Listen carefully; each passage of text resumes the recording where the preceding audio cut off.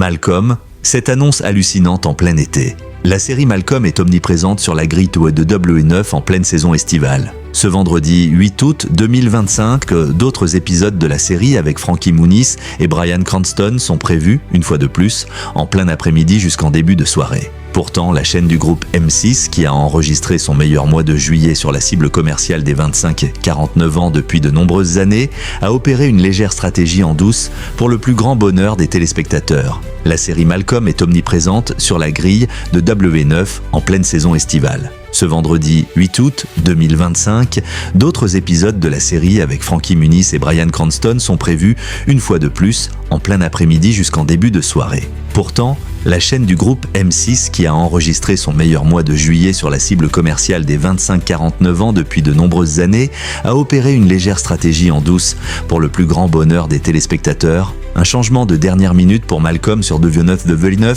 a annoncé sur sa grille avoir programmé 15 épisodes de la série Malcolm de 12h50 jusqu'à 19h50 avant l'inédit de The Detective Club qui a tué Kiki.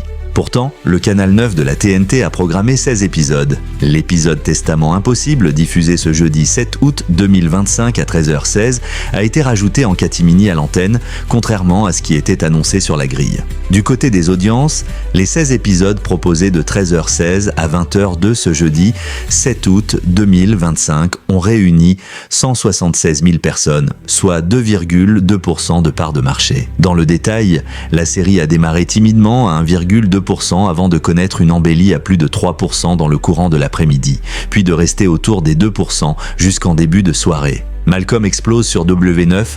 Cependant, cette embellie de l'après-midi a affolé les compteurs. L'épisode de 17h04 a fédéré 179 000 personnes, soit 3,2% de part de marché auprès des 4 ans et plus, dont 15,4% des femmes responsables des achats de moins de 50 ans. W9 était la deuxième chaîne nationale derrière TF1. L'épisode suivant, programmé à 17h32, a fidélisé 215 000 curieux, soit 3,4% du public, dont 20,8% du public féminin. La chaîne était au coude à coude pour prendre le leadership avec La Roue de la Fortune sur M6. C'est une annonce hallucinante en plein été. Pour info, le groupe, avec le tandem M6 et W9, cumulait à cet instant près de 40% auprès des femmes responsables des achats de moins de 50 ans. À 17h57, la série avec Frankie Muniz a réuni 185 000 personnes, soit 2,7% de part d'audience, dont 13,4% sur la cible commerciale prioritaire. W9 était alors devant TF1 et le début de la série Tout pour la lumière. Malcolm est à retrouver du lundi au vendredi dès 13h sur l'antenne de W9.